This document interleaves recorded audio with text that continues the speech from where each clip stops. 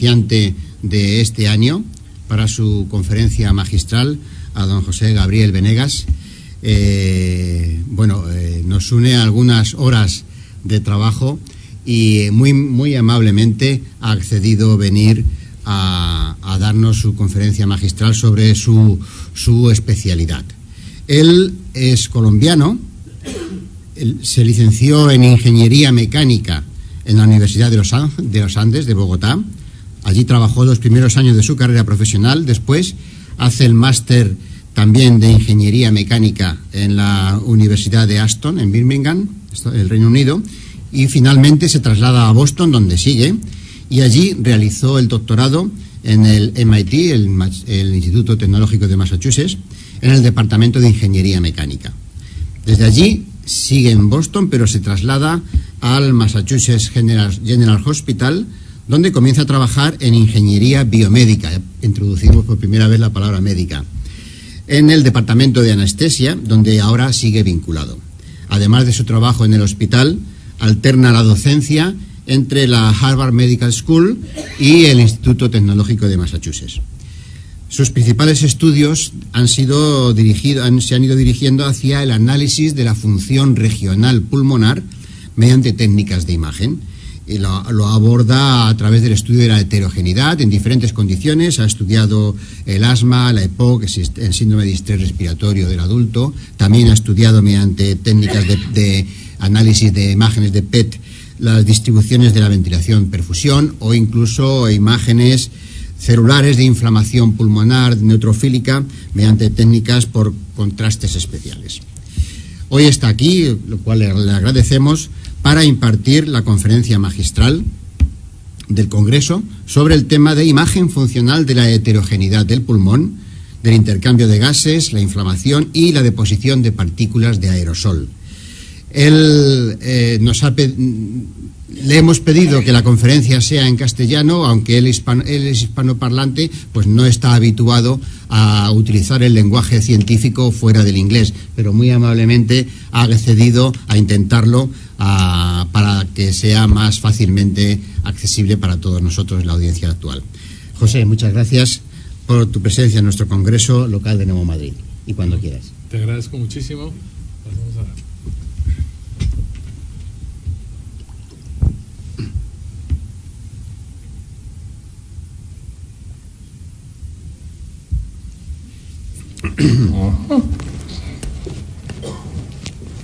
Bueno.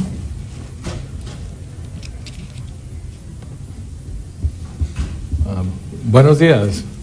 Pues realmente es un placer y un honor para mí estar aquí con ustedes. Muy agradecido al doctor Peces Barba y a los organizadores del Congreso de invitarme. Lo considero un honor y realmente es un motivo de orgullo poder estar compartiendo estos momentos con ustedes desde aquí. Quiero primero que todo pedirles disculpas porque aunque trataré de hablar español todo el tiempo, se me va a meter un spanglish una vez que otra. He tratado de enseñar, pero habrá palabras que no voy a tener la traducción correcta en el momento, de manera que les pido disculpas anticipadas. Uno siempre tiene que empezar diciendo sus disclosures en los congresos, y en el caso mío es que le debo la existencia al asma. Ustedes se preguntarán por qué. Bueno, en 1538 Gonzalo Jiménez de Quesada subió a lo que era la tierra de los muiscas y fundó la ciudad de Bogotá. En esa época el rey de España quería que estos conquistadores no estuvieran teniendo hijos con indígenas y dejándolos regados por todas partes. Tanto la corona como la iglesia estaban muy en contra de este asunto. Y lo lógico era que el principal se casara con la hija del rey, de forma que quedaban de facto los nuevos reyes de la tierra. En esa época el emperador de los muiscas se llamaba el Zipa Zaquipa, y él tenía una hija llamada Magdalena, con la cual él se debió casar. Sin embargo, viéndose forzado a casarse, Jiménez de Quesada ha tenido que pedirle a 3 médicos y al obispo Juan de Barrios, que era el obispo de Bogotá, diciéndole que por favor, rey, no me haga casar porque el matrimonio sería muy peligroso para la salud, porque lleva más de 20 años que está enfermo de asma, enfermedad tan contraria a la cúpula como se sabe. Y hacerme una vida maridable con mujer sería ir directamente a la sepultura. Entonces, el asma hizo que Jiménez de Quesada no se casara con Magdalena, y en cambio un muchacho más joven llamado Hernán Venegas Carrillo termina casándose con la princesa Magdalena de Guatavita, y que la hija del último de los reyes muiscas que tuvieron en el Nuevo Reino de Granada. Y pues de allí vengo yo. Si no hubiera sido por el asma, no hubiera llegado. Un poquito más adelante en historia, estamos ya casi, ya pasamos prácticamente los 60 años desde la primera descripción y uso de lo que es Positron Emission Tomography, el PET. Este aparato fue inicialmente inventado por el profesor Brunel, un profesor del MIT, y esta foto es una foto muy especial, no solamente porque estamos hablando de 1952, sino porque nos ayuda a entender cómo funciona el PET. Para aquellas personas que no están familiarizadas con Positron Emission Tomography, se trata de hacer imágenes de isótopos que producen un positrón. Este positrón, que es como un electrón pero con carga positiva, al desplazarse por el espacio se aparea con un electrón y produce dos rayos gamma que están exactamente 180 grados en direcciones opuestas. Si usted tiene dos sensores, uno de cada lado, en este caso aquí está el profesor Brunel y tiene un sensor de un lado y otro del otro, si hay un isótopo que genera positrones, pues se van a detectar al tiempo en los dos detectores, y esto se considera una medida de radioactividad, y con eso se puede llegar a saber la concentración del isótopo dentro de, en este caso, de la cabeza de este señor. Las imágenes, pues como se dan cuenta, no eran unas imágenes de gran resolución, pero al fin y al cabo se podía detectar la presencia de un tumor en este caso.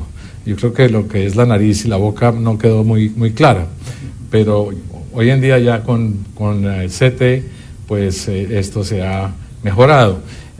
Casi que otros 30 años más adelante, y soy yo terminando mi doctorado en el MIT, empezamos a utilizar una de las primeras cámaras de PET de anillo. Y yo tuve la suerte de hacer las primeras imágenes en un animal que se hicieron con esa cámara, y fueron unas imágenes del pulmón, como ven ustedes ahí. De manera que yo debo mi carrera en ese sentido a PET, tal vez más que al asma, o en otro sentido. 30 años hace que estuvimos haciendo ese experimento, era con ventilación de alta frecuencia. Bueno, vamos a subir un poquito de altura y a mirar el campo más general, y resulta que podemos mirar la heterogeneidad de la estructura y la función a dos niveles en general, el nivel macroscópico y el nivel celular o molecular. Hay formas de hacer medidas de cada uno de ellos con PET, CT y MR en estos días. Estructuras, obviamente, el tamaño, diámetros, etcétera, la cantidad de aire que tiene un pulmón, se puede hacer muy bien con el CT. Ventilación y perfusión, shunt, VQ, estos son casi exclusivos para PET, aunque hay métodos que se están empezando a utilizar con magnetic resonance. Finalmente, la permeabilidad y el agua extravascular se pueden medir también con PET. Por el otro lado, se pueden hacer medidas de imágenes metabólicas, de inflamación, de expresión de genes, etcétera. Lo interesante es poder hacer ambas cosas y empezar a entender cómo se correlacionan estas dos y cómo están correlacionadas en cuanto a su distribución heterogénea entre un pulmón que no es un pulmón uniforme. Vamos a concentrarnos en dos ejemplos específicos, porque si no podríamos hablar aquí mucho tiempo, y yo creo que voy a terminar hablando un poco más tiempo del necesario, de manera que va a tocar cortar en un momento dado, pero vamos a tratar de enfocarnos en el caso de broncoconstricción en asma y en el caso de la inflamación y intercambio gaseoso en el síndrome de respiración ARDS. Distrés. Sí, es que en español se vuelve a ser una cosa inmensa, ¿no? Bueno, ustedes saben obviamente que el asma es un problema de broncoconstricción, y esta broncoconstricción puede pasar bien sea por hiperreactividad del músculo liso en los bronquios o por inflamación. Cualquiera de ellas dos es esa broncoconstricción que produce la obstrucción en las vías aéreas y que es responsable de los síntomas obstructivos del asma, que además son reversibles.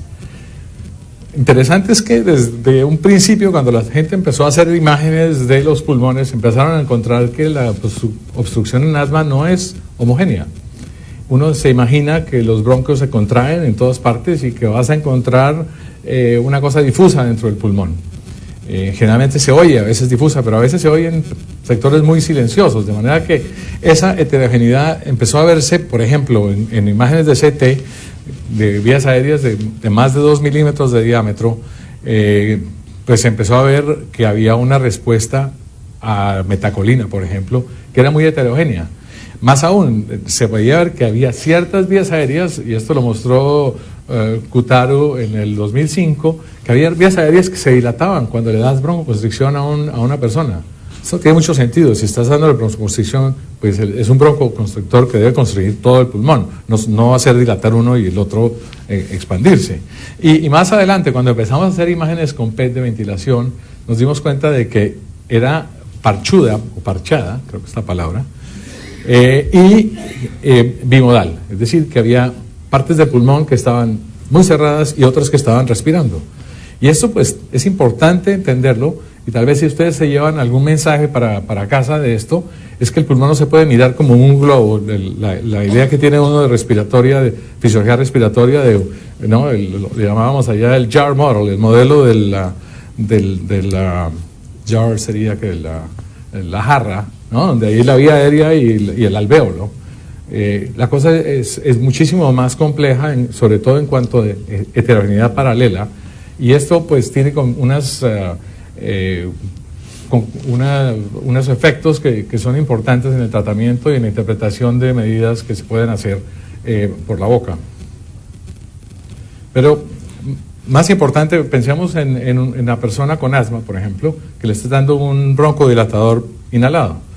Bueno, este broncodilatador inhalado, teóricamente, si todo estuviera uniforme, pues iría a todas partes y estarías haciendo un trabajo digamos, disminuir la broncoconstricción, o si es el caso de un antiinflamatorio, pues de igual forma. El problema es si tenemos una ventilación parchada en el pulmón, porque el broncodilatador va a ir a ciertos sitios que están respirando, pero aquellos que no están respirando se van a quedar sin droga. Y si estás pensando en una droga de actividad larga o demorada, y estás continuamente dándole la droga a los sectores que están respirando bien y el resto no está recibiendo droga. De manera que esto puede tener puede producir efectos no deseados y podría ser responsable de una de las muertes que se encuentran al dar los long-acting bronchodilators y long-acting anti-inflammatory agents. Ahí viene mi Spanglish, pero me perdonan. Bueno, vamos a ver entonces cómo se puede mirar la distribución de la ventilación con un método que desarrollamos en mi laboratorio hace ya varias décadas, y es una cosa bastante sencilla en cuanto a la forma como se hace. El hacerlo no es tan fácil, pero el proceso es relativamente sencillo. Pones nitrógeno radioactivo, nitrógeno 13, que es un isótopo que produce positrones, y lo pones en solución salina. El nitrógeno es las mismas propiedades físicas del nitrógeno que respiramos, y por lo tanto es muy insoluble en el agua y los tejidos. Si lo logras poner en solución salina e inyectarlo intravenosamente, pues el nitrógeno radioactivo va a entrar en solución, va a llegar al alvéolo y se va a difundir a la parte, a la interfase gaseosa del alvéolo. Dado que el nitrógeno vino por vía circulatoria, su distribución dentro del pulmón nos va a dar una idea de cómo se está distribuyendo la perfusión pulmonar. Una vez terminas esto en apnea, que esto importante es que estés sin respirar, empiezas a respirar, el lavado de ese nitrógeno con el tiempo te va a dar una idea de la ventilación. De manera que tienes una forma de mirar la distribución de la perfusión y la ventilación con un solo radioisótopo en una sola vez. Esto pues es una distribución del isótopo en 3 dimensiones mientras la persona rota, y ustedes se dan cuenta el rojo y ahora está yéndose.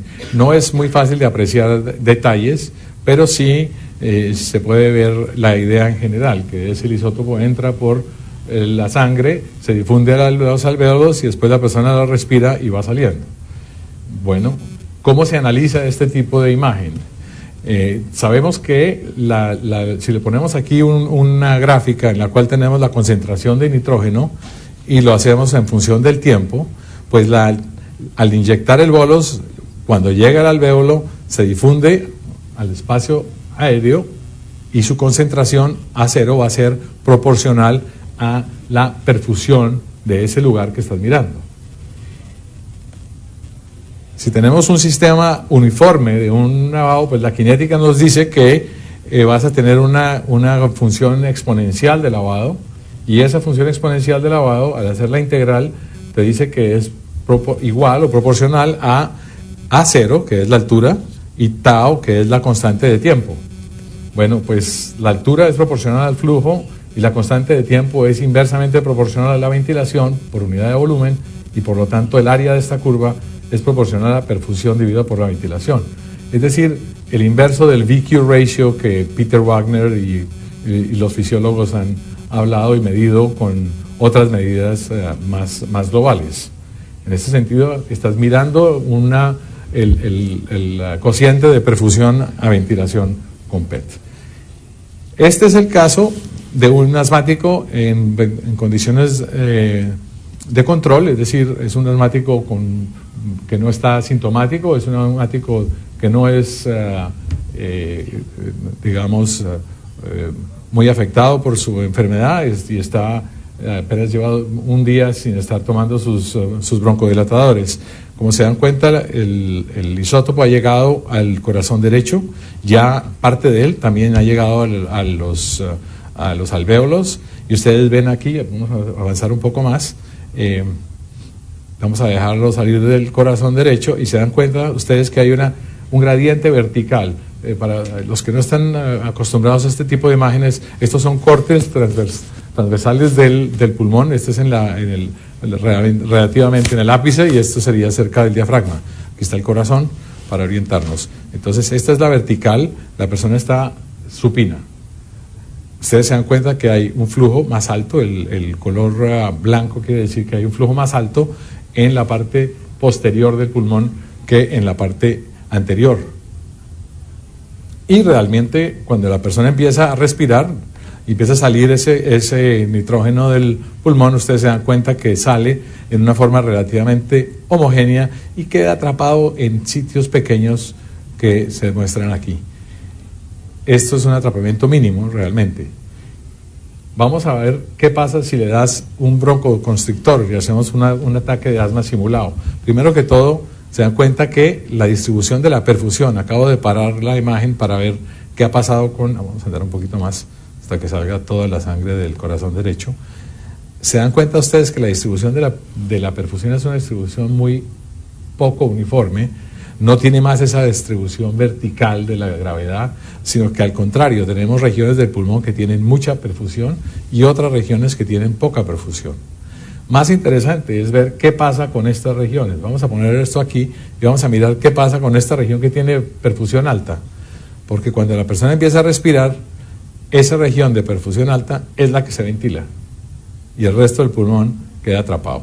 Y se dan ustedes cuenta del atrapamiento en forma del parcheo que existe en la broncoconstricción en el asma. Esto no es únicamente medido por PET, también se puede medir con una resolución más elevada con MRI. Aquí se ve claro los parcheos, pero estas medidas tienen una desventaja y es que no se pueden cuantificar, simplemente es una medida cualitativa que muestra que realmente hay un parcheo, pero es difícil de cuantificar.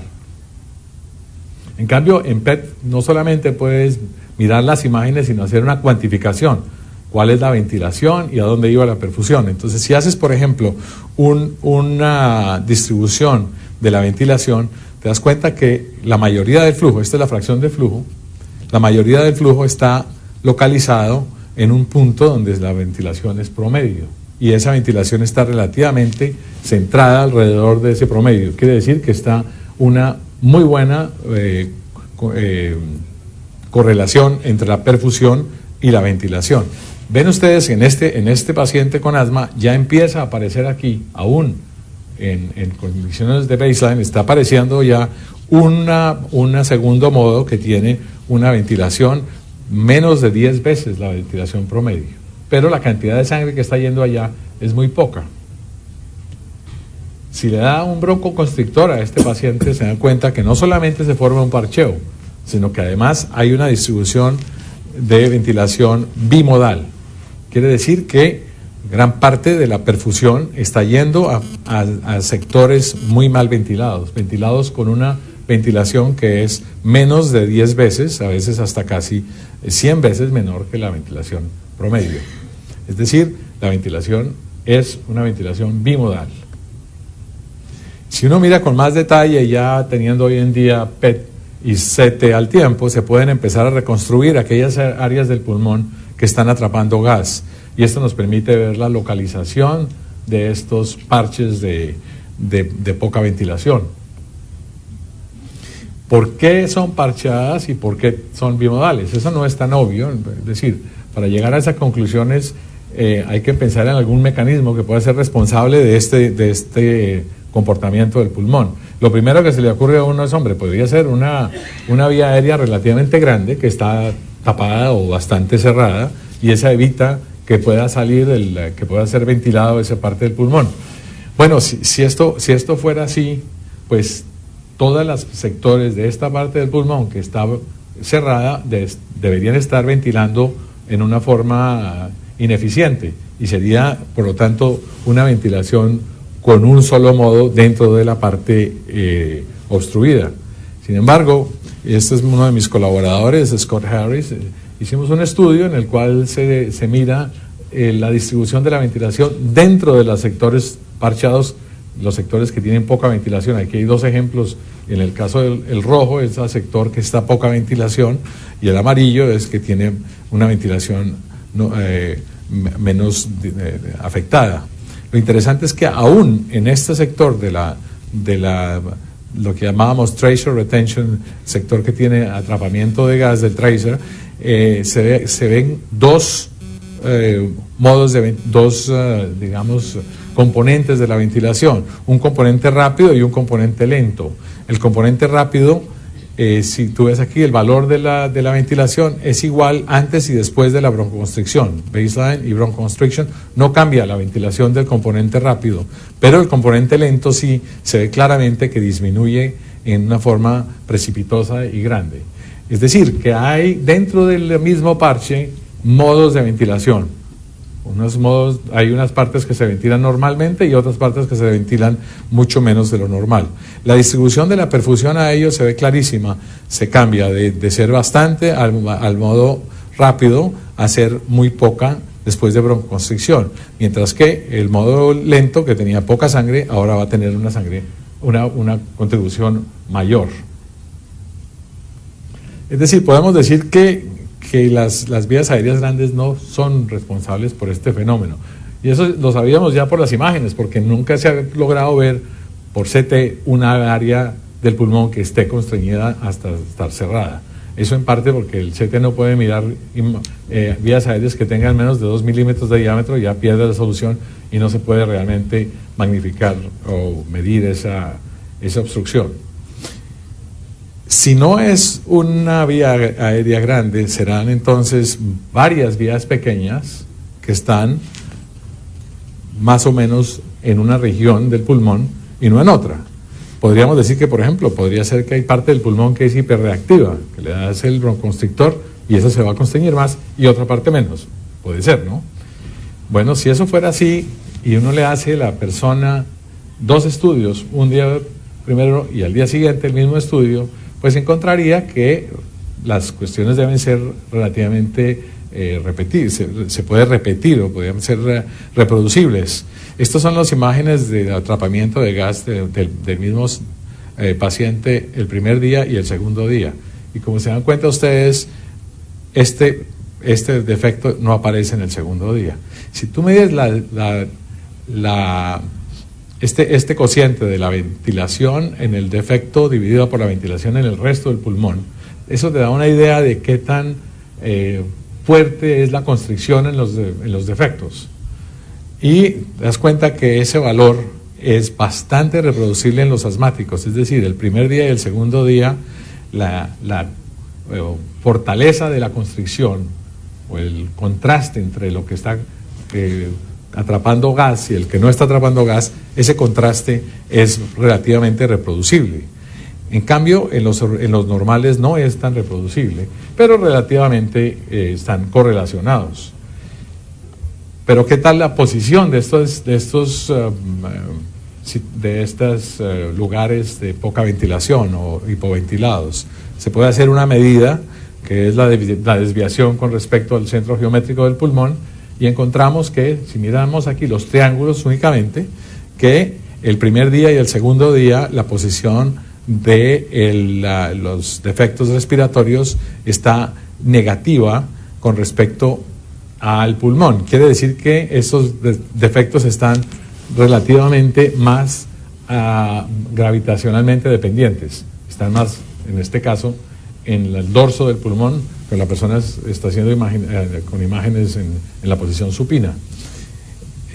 En cambio, si miras la desviación hacia la derecha o hacia la izquierda, te das cuenta que está por todos lados, tanto en los asmáticos, que son los negros, o los normales, que serían los símbolos cuadrados abiertos. Puede estar uno positivo, el otro negativo, etcétera. No hay un patrón exacto.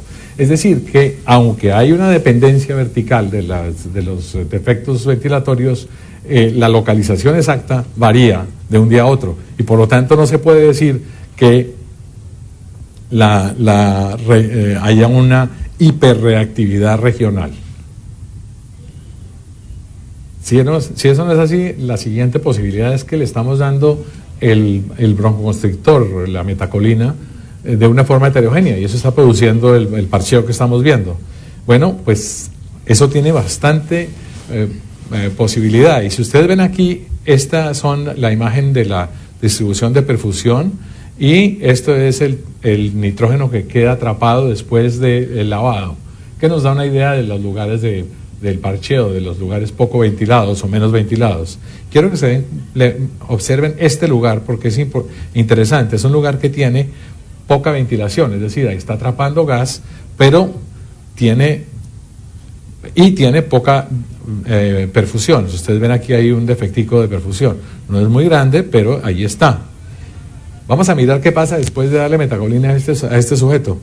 Y como se dan cuenta, voy a decirlo hacia uno y al otro, es casi un negativo, una imagen de la otra. Es decir, que las partes que estaban siendo poco ventiladas, después de dar metacolina, pasan a ser las partes que son más ventiladas, y la perfusión se ajusta de acuerdo. Hay dos cosas que hay que llevarse a la casa de mensaje de esto. Una es que la perfusión de una persona, de un asmático, es increíblemente capaz de adaptarse regionalmente a los cambios de ventilación. Y si no fuera así, asmáticos estarían en muchas peores condiciones de las que están normalmente. Tú puedes tener un asmático supremamente constreñido y la oxigenación puede estar todavía en los 95 perfectamente, ¿no? Al nivel del mar. Es decir, no parece una persona desaturada. Pero si le quitas esa habilidad de cambiar la perfusión y adaptarla a la ventilación, se puede perder esa saturación, y puede ser una persona que se descompensa muy rápido, por ejemplo, con una enfermedad respiratoria, de infección respiratoria.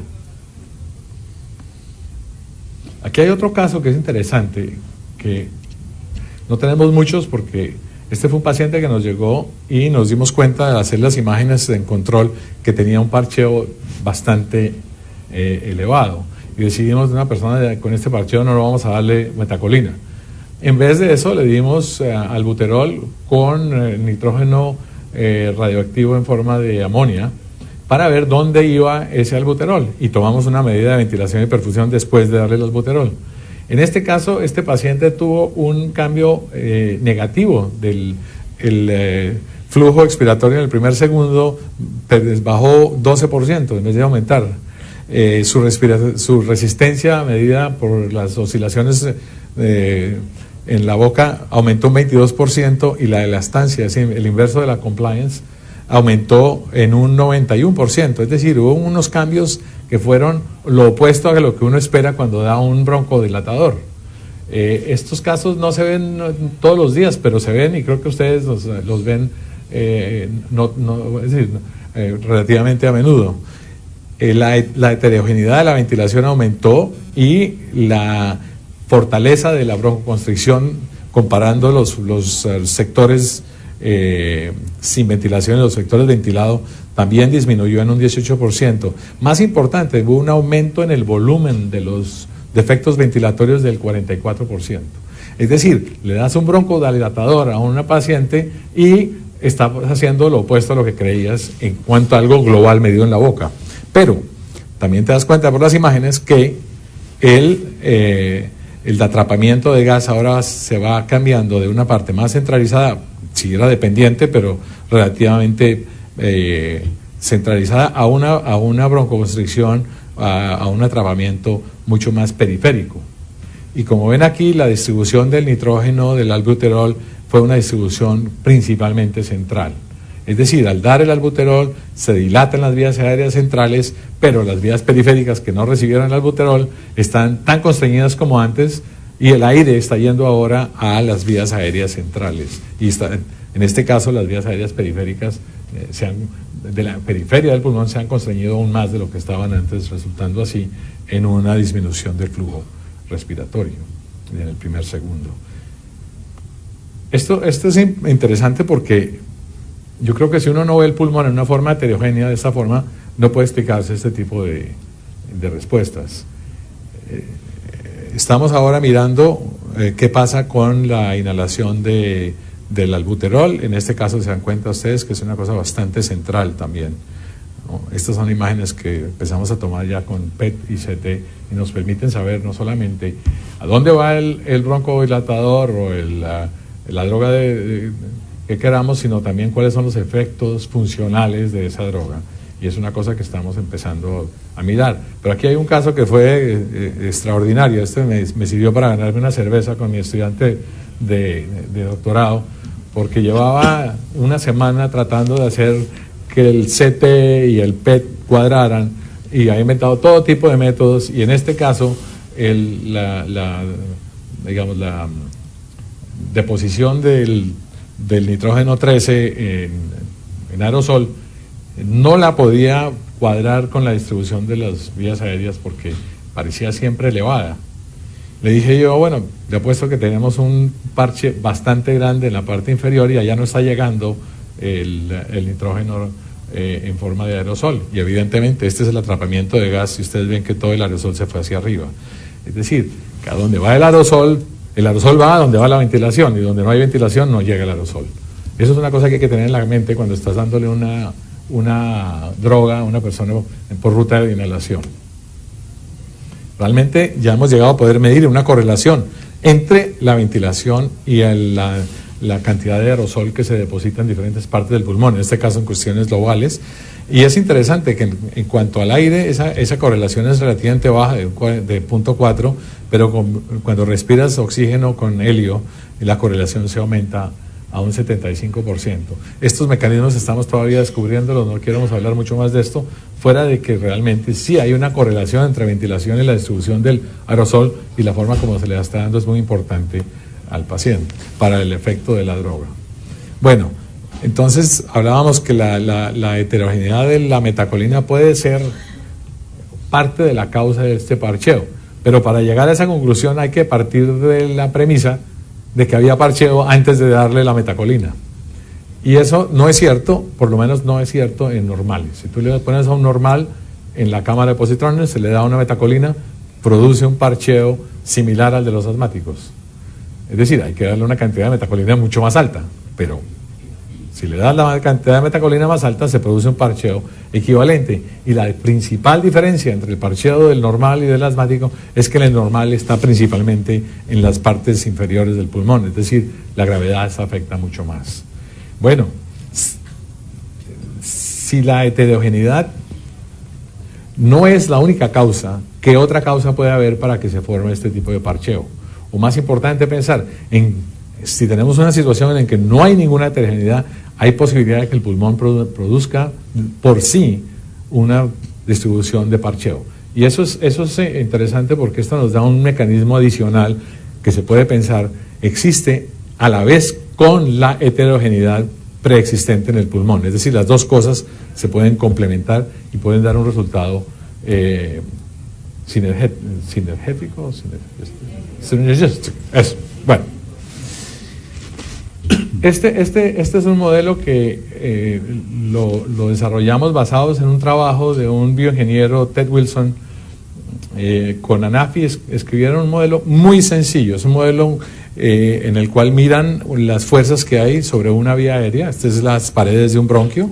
Se estudian las fuerzas de presión, las fuerzas producidas por el parenquima que está alrededor de este. Este es una terminal bronchial, es decir, el bronquio terminal, de manera que está rodeado de parenquima.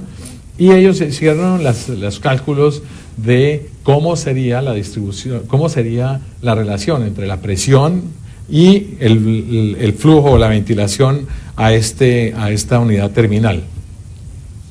Lo interesante es que, basado en estas ecuaciones, encontraron una solución bastante admirable, y es que para la misma presión, el sistema puede estar, bien sea con un radio muy pequeño, es decir, puede estar completamente constreñida o completamente dilatada. Es decir, ya esto nos da una base para esta todo o nada que hemos visto en las imágenes de PET.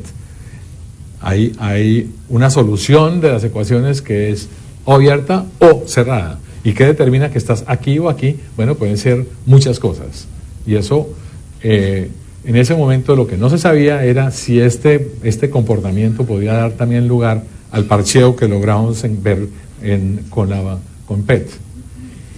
Tomamos este modelo, que es un modelo de las vías aéreas del terminal bronchial, del bronquiolo terminal, y lo ampliamos dándole 12 generaciones, es decir, desde la generación cuarta hasta la 16.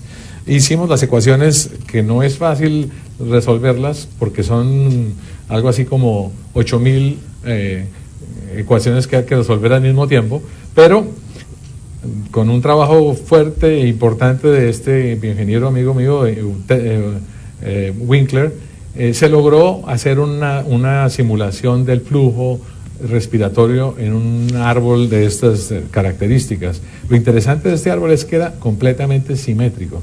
Recuerda que la idea es preguntarnos si en un sistema completamente simétrico se puede volver parchudo y bimodal sin necesidad de tener una heterogeneidad preexistente. Es decir, si el pulmón de por sí, en la forma como está hecho y las fuerzas como interactúan, puede llegar a producir parcheos sin necesidad de que haya una heterogeneidad en el sistema. Y estos resultados los demostramos aquí en un sistema muy sencillo el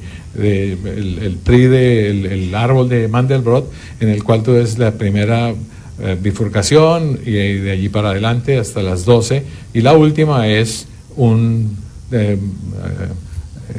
bronquiolo terminal. Voy a mostrarles aquí la ventilación.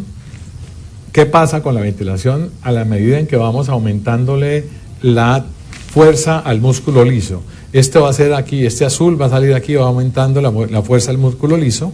Vamos a ver la distribución de la ventilación, si es unimodal. Aquí está en este caso completamente uniforme, entonces el color es amarillo, y esta es la frecuencia del número de unidades que van a tener estos colores. Vamos a empezar la broncoconstricción. Se dan cuenta que el músculo liso está aumentando y no ha pasado nada. La distribución sigue siendo perfectamente uniforme. El sistema es uniforme, no esperamos que pase nada. Todo se está construyendo de una forma uniforme.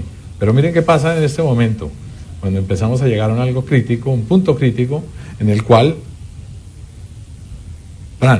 se forma parches de ventilación hipoventilados, y el resto del pulmón queda bien ventilado.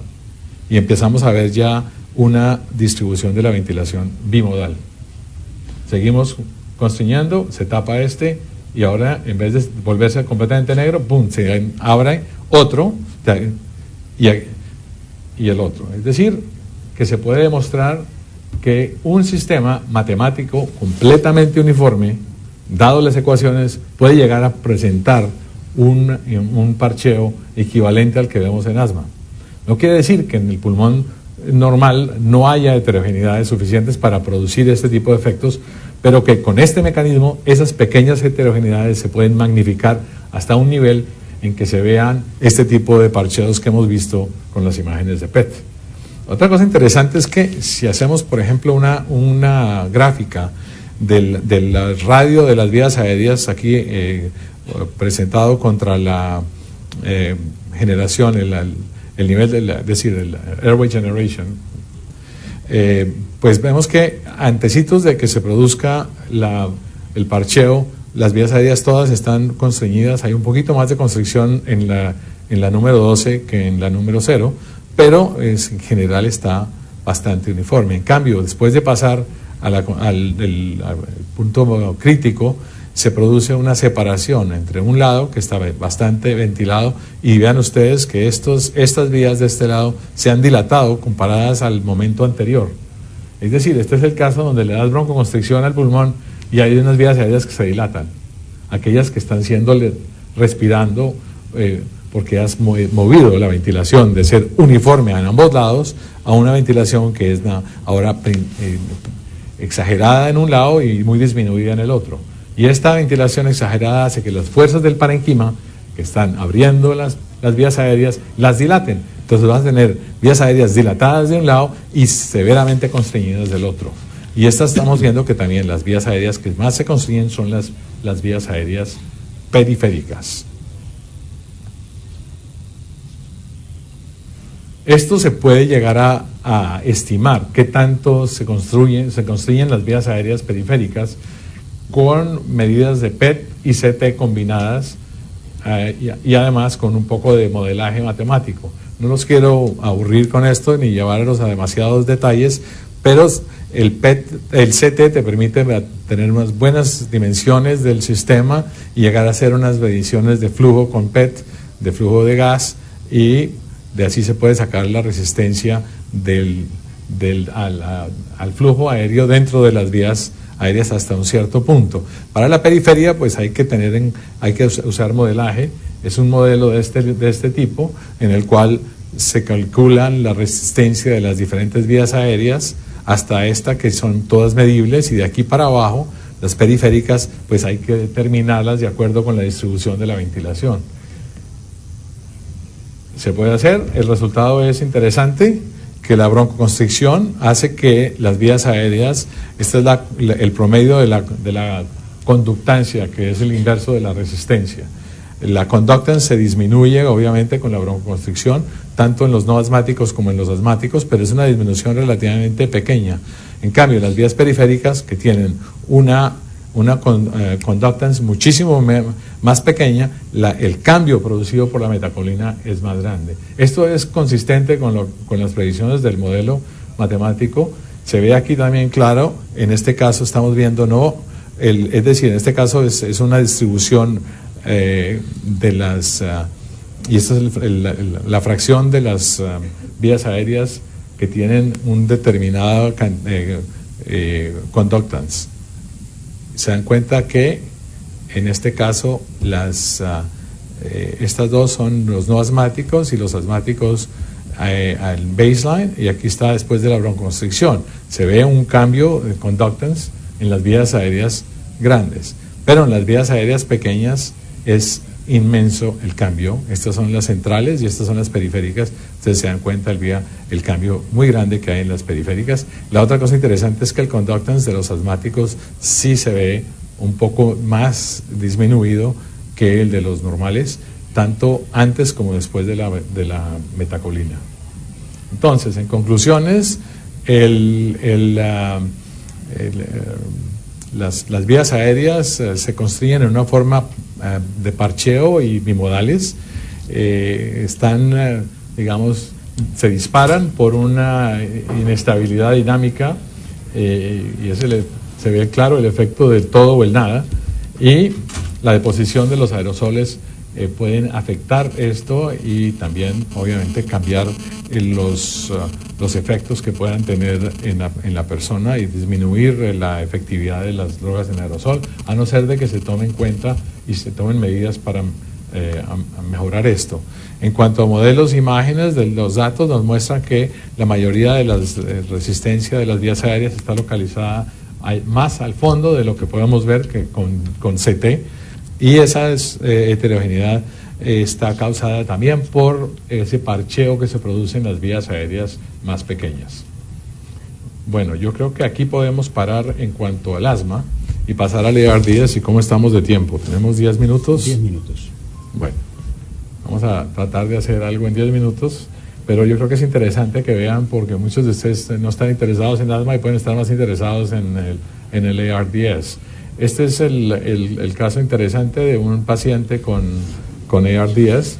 Le estamos haciendo aquí el mismo tipo de medida que le hicimos con nitrógeno radioactivo que le hicimos a la persona con asma. Entonces vamos a ver la llegada aquí está, en este caso tenemos un plot aquí está el pico de la actividad en el pulmón, y lo que ven ustedes es que la distribución de la perfusión está bastante parchada. Esta es una persona con ARDS que, como se dan cuenta ustedes, ya tiene ciertas partes del pulmón prácticamente sin perfusión. Si usted ven la imagen lateral, ven que en la parte más dependiente del pulmón hay flujo, porque llegó la radioactividad. Esta imagen de aquí es la misma imagen, pero vista, es una proyección lateral del pulmón, de manera que aquí está el diafragma y aquí arriba estaría el ápice del pulmón. Se dan cuenta, la parte más dependiente del pulmón tiene perfusión. Pero ¿qué pasa durante el breath hold? La concentración disminuye y se dieron cuenta que toda la actividad que había en la parte inferior del pulmón ha sido reabsorbida. Si ustedes se imaginan que cuando el nitrógeno radioactivo llega a las partes de los alvéolos que están con poca aireación o sin nada de aireación, pues la sangre se la va a llevar de regreso. Es decir, va a haber una migración de nuevo del alvéolo a la sangre, porque ya no hay el gas en el alvéolo. Es decir, si el alvéolo está colapsado, si el alvéolo está lleno de líquido, el nitrógeno radioactivo va a llegar allí, por eso lo vimos en el pico, y durante la apnea se va a ir siendo reabsorbido por la sangre que continúa pasando. Es decir, podemos tener una medida del shunt que está ocurriendo claramente en la parte más dependiente de este pulmón. Entonces tenemos en este caso un pulmón con shunt, un pulmón que además tiene áreas sin perfusión, y ahora vamos a ver el lavado de ese pulmón, y se dan cuenta ustedes que hay sitios del pulmón que no están lavando en forma adecuada, es decir, que tenemos también una hipoventilación en otras partes. Es un pulmón complejo, se dan cuenta, tenemos una mal distribución de la perfusión, una mal distribución de la ventilación, y además tenemos shunt en las vías más inferiores, en las regiones más inferiores del pulmón. Con unas medidas y un modelo matemático se puede llegar a calcular la shunt fraction de cada lugar de este pulmón, y como se dan cuenta ustedes aquí, si miramos la parte no dependiente del pulmón, la actividad durante la apnea se mantiene, pero en la parte más dependiente del pulmón, más en la parte inferior del pulmón, la radioactividad decae rápidamente durante la apnea. Quiere decir que hay un shunt, se está reabsorbiendo el nitrógeno de esos sectores. ¿Cómo se puede llegar a entender esto? Pues es importante empezar ya a mirar la parte inflamatoria también, porque no solamente tenemos un problema de tipo mecánico, sino ha sido causada por un problema inflamatorio. Y el FDG, que se usa mucho para mirar el caso de tumores en el pulmón, resulta que da una imagen, una señal cuando es absorbido el FDG, que es una glucosa con flúor 18 tagged, no sé cómo se dice. Bueno, este FDG se demuestra que puede llegar principalmente a los neutrófilos. Esto fue un trabajo que empezó Dan Schuster y ha sido realmente la base para entender la localización de la inflamación en el pulmón con ARDS. En los primeros estudios que hicimos fueron un poco salvajes, porque queríamos era ver una imagen y ver si la distensión del pulmón nos iba a lograr o no dar una señal inflamatoria. Se dan cuenta ustedes aquí la cantidad de radioactividad absorbida por el lado. Esta es una oveja que está en posición prona y le hemos dado una hiperdistensión a un pulmón, es decir, al pulmón derecho en este caso, y el pulmón izquierdo lo hemos dejado sin distenderlo y sin, digamos, en forma protegida. Se dan cuenta que hay un cambio. Esto es el uptake, la absorción del FDG en un pulmón, y en el otro altamente significativo el cambio de absorción. Es decir, si uno toma un pulmón y lo inflama por haciéndole una distribución, una ventilación mecánica dañina, pues puede llegar a tener una inflamación y se puede llegar a medir. Si a ese pulmón además se le da un poco de endotoxemia, y esa endotoxemia es interesante porque es el segundo aspecto. A una persona normal lo puedes poner un respirador, le das unos volúmenes de actividades altísimos y esa persona no desarrolla ARDS. Pero con un poco de endotoxemia, la combinación entre la heterogeneidad del pulmón normal y la pequeña endotoxemia hace que, por ejemplo, las partes más dorsales del pulmón lleguen a tener una absorción del FDG más alta. Se da cuenta que este es un ángulo más elevado que en el caso de control. Es decir, la endotoxemia y la heterogeneidad existente son sinergísticas y se aumenta la cantidad de inflamación debida a las diferencias que existen en el pulmón, que de otra forma hubiera sido normal.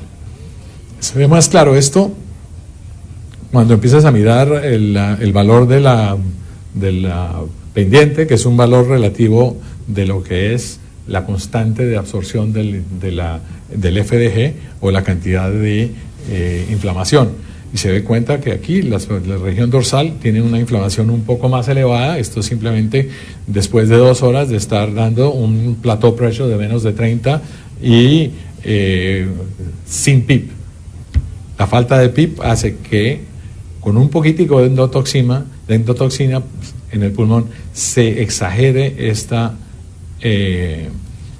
inflamación en la parte más dependiente del pulmón. Es decir, la endotoxemia tiene un efecto que afecta a todo el pulmón, pero principalmente el pulmón que está siendo más distendido en la parte menos distendido sería. Entonces la pregunta es, ¿qué es responsable por esto? Y ahora veremos un modelo muy rápido que nos da una idea de qué es lo que está pasando. Lo importante aquí es que la perfusión no cambia con la endotoxemia, pero cambia el shunt. Este es un cambio significativo entre el shunt en la región dorsal principalmente. Es decir, que una endotoxemia moderada durante ventilación mecánica resulta en una heterogeneidad de la inflamación. Es decir, exagera la inflamación. Un poquito de endotoxemia te puede exagerar el grado de la inflamación. El flujo regional no está siendo afectado por la endotoxemia, pero el shunt sí. Y el shunt y la inflamación se ven principalmente en las partes dependientes del pulmón. Este es otro tipo de imágenes que hacemos con PET, y yo creo que va a tocar dejar aquí la cosa. No sé si... Esta es unas imágenes bonitas. Vamos a mostrar la película simplemente porque es bonita verla. Es el pulmón con nitrógeno radioactivo respirando, y estamos viendo durante la inspiración y la expiración cómo el aire entra y sale de ese pulmón. Este es un pulmón de una ovejita en la primera hora de ventilación mecánica con un PIP de 0, y se dan cuenta, claro, que al final de la expiración la cantidad de gas que hay en las partes inferiores es mucho menor. En este momento estamos dando nitrógeno radioactivo para mirar el gas dentro del pulmón. No estamos haciendo intravenoso como lo hemos hecho antes, ni estamos mirando el FDG. Es la cantidad de gas, y como se dan cuenta, cómo cambia ese gas durante la respiración. Después de 16 horas de de esta ventilación mecánica sin PIP y se dan cuenta cómo las partes inferiores del pulmón están siendo ventiladas mucho menos, pero todavía se observa ventilación elevada en la parte superior. De estas imágenes se puede calcular una cosa que llamamos la expansión tidal específica, que es el cambio de volumen dividido por el volumen inicial de una región. Y ese cambio se puede hacer vamos a pasar rápidamente, pero que es importante, esto es algo que vale la pena llevárselo en la mente.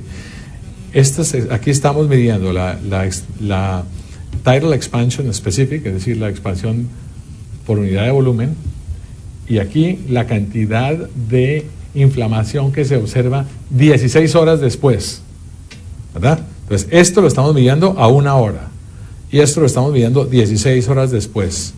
Lo que se ve aquí es que hay ciertas partes del pulmón, estas de aquí arriba, en las cuales hay poca inflamación, pero hay un punto en el cual, al valor de 0.3, empieza a aumentar la inflamación. Es decir, que la distensión del pulmón está proporcional a la cantidad de inflamación que genera. De nuevo, este es un pulmón ventilado simplemente con ventilación mecánica y sin PIP. No es del tipo clínico, pero te da el efecto de tener un PIP no adecuado. Es decir, la inflamación local afecta el intercambio gaseoso en la VILI, Ventilator Induced Lung Injury, perdón por el inglés ahí, y estas dos están correlacionadas y dependen de la cantidad de distensión cíclica que se le haga al pulmón. Es decir, cuando están ventilando un pulmón, esa es la otra cosa que yo creo que es importante llevar en la cabeza, no se está ventilando un pulmón uniforme. No se puede interpretar lo que uno está viendo pensando en un pulmón uniforme. Tienes que interpretarlo y verlo como un pulmón heterogéneo, en el cual la distribución de la ventilación puede estar causando unos cambios de intercambio gaseoso inflamatorios que son los que estás viendo como un todo en la boca o en la medida de gases arteriales, pero que está, digamos, originado en esa heterogeneidad. Y que puede haber un valor crítico del nivel de strain cíclico por encima del cual la inflamación se dispara. En conclusión, pues esto es lógico, las imágenes nos ayudan a evaluar la heterogeneidad en la enfermedad y nos ayudan a entender los efectos de intercambio de gases, inflamación y el aerosol. De manera que si de aquí salimos pensando que tal vez que valió la pena de haberse sentado aquí 1 hora a hablar a una persona, a oír hablar a una persona, tal vez llevar ese concepto en la cabeza de que el pulmón no es un pulmón uniforme y que las medidas que podemos hacer desde afuera pueden estarnos dando una imagen diferente de lo que realmente está sucediendo dentro del pulmón. Quiero agradecer a mis colaboradores en el Mass General, aquí están muchos de ellos que aparecieron sus papers en las estas, y para dejarlos les voy a mostrar una entrada al río Guadalquivir de Andalucía que tuve la suerte de haber hecho el año pasado en un bello día en el amanecer. Bueno, muchas gracias.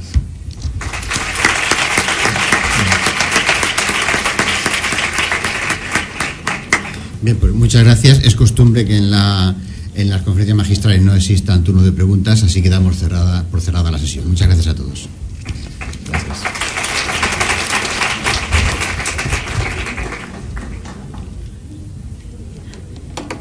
En cualquier caso, ya el profesor Venegas se ofreció a contestar alguna pregunta de manera particular, se le puede acceder.